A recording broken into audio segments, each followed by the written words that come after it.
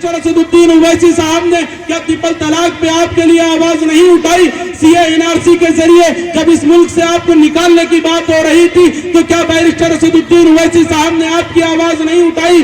क्या जब mob lynching में हमारे भाइयों को मारा जा रहा है तो क्या उसके लिए असदुद्दीन ओवैसी साहब आवाज नहीं उठा रहे हैं? मदरसों के लिए जब सर्वे की बात हो रही है तो क्या बैरिस्टर असदुद्दीन ओवैसी साहब आपके लिए आवाज नहीं? आज यादव के थूक की कीमत है, दलित के थूक की कीमत है, लेकिन आप बताएं कि आपके खून की कोई कीमत है?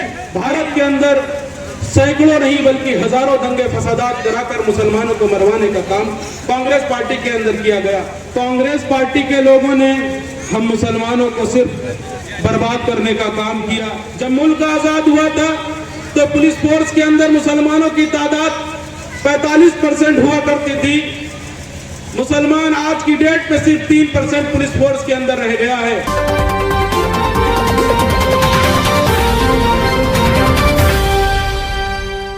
ऑल इंडिया मजलिस इत्तेहादुल मुस्लिमीन का उत्तर प्रदेश के अंदर अपने वर्करों को लगाना और अपनी पार्टी को बढ़ाने का मकसद क्या है, इस चीज को समझने की जरूरत है।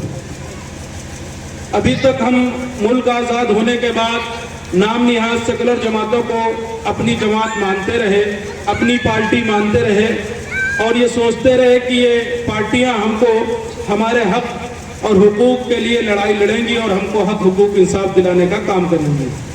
कभी हमने कांग्रेस को अपनी जमात जाना, कांग्रेस को हमने अपनी पार्टी जाना, उसके झंडे और उसके डंडे को लेकर गली गली मोहल्ले मोहल्ले में घूमने का काम किया। लेकिन कांग्रेस पार्टी के लोगों ने हम मुसलमानों को सिर्फ बर्बाद करने का काम किया। दंगे फसादात के जरिए हमारे माल के साथ साथ हमारी जान का बेतहाशा नुकसान किया। आप देखें कि जिन शहरों के अंदर मुसलमानों के हाथ में कारोबार था, उन शहरों के अंदर मुनज़्ज़म फसाद कराकर उनको तहत करने का काम किया। उसकी मिसाल आपके सामने भागलपुर की है, उसकी मिसाल आपके सामने मुरादाबाद की है, उसकी मिसाल आपके सामने मलयालम की है, उसकी मिसाल आपके सामने मेरठ की है, उसकी मिसाल आपके सामने फिरोजाबाद की है। अरे एक दंगा हो तो या एक शहर हो तो उसका नाम बताया जाए। भारत के अंदर सैकड़ों नहीं बल्कि हजारों दंगे फसादात कराकर मुसलमानों को मरवाने का काम कांग्रेस पार्टी के अंदर किया गया। उसके बाद वक्त बदलता रहा और जमातें आती रही जाती रही। एक पार्टी उभरी जिसने MY का नारा दिया कि मुसलमान और यादव भाई भाई है। हमने उसकी बात पर लब्बैक कहा, उसकी बात को सच जाना और उसके साथ खड़े हुए। हमारी मुराद समाजवादी पार्टी की तरफ कहने की है कि समाजवादी पार्टी को मुसलमानों ने अपनी पार्टी जाना और हमेशा उनको वोट देने का काम किया। लेकिन मेरा सवाल है, आप लोग ये बताएं कि हमारे वोट से वो लोग इक़्तिदार की कुर्सियों तक तो पहुंचते रहे, इक़्तिदार की कुर्सियों के ऊपर विराजमान होते रहे, लेकिन आप बताएं कि हमारे बच्चों को या हमको हमारा हक हुकूक मिल गया हो? जब पुलिस फोर्स में नौकरी की बात आई तो मुलायम सिंह ने अपने समाज के लोगों को बढ़ाने का काम किया। जब दूसरे विभाग में नौकरी की बात आई तो मुलायम सिंह ने अपने लोगों को बढ़ाने का काम किया और मुसलमानों को धीरे धीरे उससे निकालने का काम किया। जब मुल्क आजाद हुआ था तो पुलिस फोर्स के अंदर मुसलमानों की तादाद 45% हुआ करती थी। मुसलमान आज की डेट में सिर्फ 3% पुलिस फोर्स के अंदर रह गया है। दूसरे विभागों में कहीं 20% हम हुआ करते थे, कहीं हम 25% हुआ करते थे, कहीं हम 30% हुआ करते थे। आज हमारी तादाद सिर्फ 2% रह गई है। इंसाफ का दूर दूर तक कहीं भी हमारे पास चायबा नहीं है। आप देखें थाने पुलिस के अंदर अगर मुसलमान कोई अपनी फरियाद लेकर जाता है तो पुलिस वाले उसको गालियां देकर भगा देते हैं और उनकी बात कहने वाला कोई राजनेता नहीं होता है। तो जरूरत इस बात की है कि हमको अपने आप को मुत्तहिद करना होगा, मुनज़्ज़म करना होगा। कुरान की एक आयत से हमको सीखना होगा। अल्लाह रब्बुल इज्जत ने कुरान में फरमाया है, इन्नल्लाह ला युग़य्यिरु मा बिक़ौमिन हत्ता युग़य्यिरु मा बिअन्फुसिहिम, कि अल्लाह रब्बुल इज्जत उस कौम की हालत को नहीं बदलता है जो कौम अपनी हालत को खुद बदलने की फिक्र न करे। अल्लामा इकबाल अलैहिर्रहमान ने उसको शायराना अंदाज में यूं कहा है कि खुदा ने आज तक उस कौम की हालत नहीं बदली, खुदा ने आज तक उस कौम की हालत नहीं बदली, ना हो जिसको ख्याल अपनी हालत बदलने का। हमें अपनी हालत बदलना है, उसके लिए जरूरी है जमहूरी मुल्क में अगर किसी समाज का अपना कोई सियासी प्लेटफॉर्म नहीं होता है, सियासी कोई पार्टी नहीं होती है, तो यकीन करिए कि उसको कहीं इंसाफ नहीं मिल सकता है। आज यादव के थूक की कीमत है, दलित के थूक की कीमत है, लेकिन आप बताएं कि आपके खून की कोई कीमत है? कहीं इखलाक को मारा जाता है, कहीं पहलू खान को मारा जाता है, कहीं मिनहाज को मारा जाता है, कहीं तबरेज अंसारी को मारा जाता है। एक बच्चा हाफिज कुरान है, तरावी सुनाकर आ रहा है और उसको ट्रेन के अंदर चाकुओं से गोद गोद कर मार दिया गया। लेकिन आप बताएं, क्या इन लोगों ने कभी आपकी आवाज बुलंद की?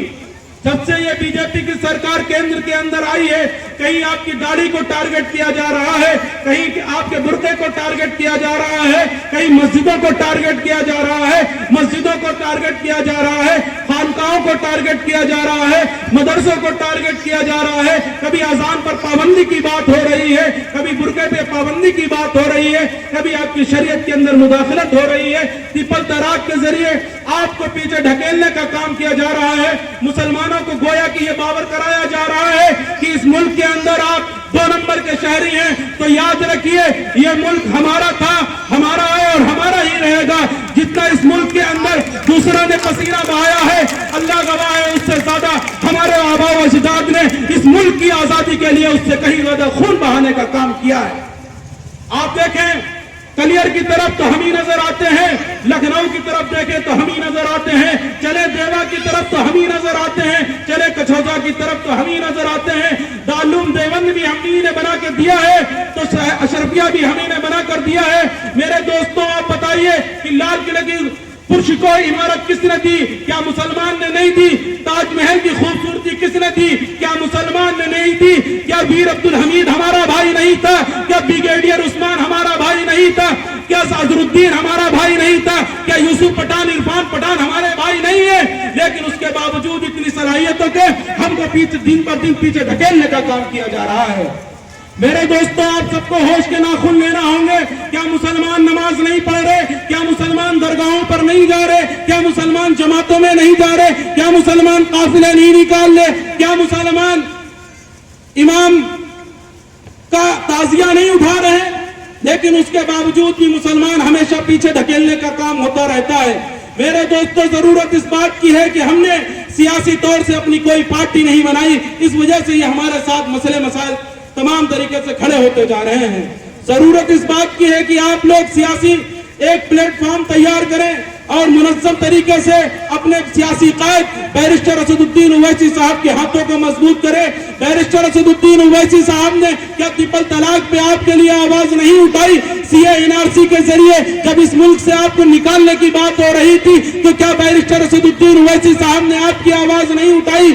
क्या जब मॉब लिंचिंग में हमारे भाइयों को मारा जा रहा है, तो क्या उसके लिए असदुद्दीन ओवैसी साहब आवाज नहीं उठा रहे हैं? मदरसों के लिए जब सर्वे की बात हो रही है, तो क्या बैरिस्टर असदुद्दीन ओवैसी साहब आपके लिए आवाज नहीं उठा रहे हैं? अजान के ऊपर पाबंदी की बात हो रही है, क्या बैरिस्टर असदुद्दीन ओवैसी साहब आपके लिए आवाज नहीं उठा रहे हैं?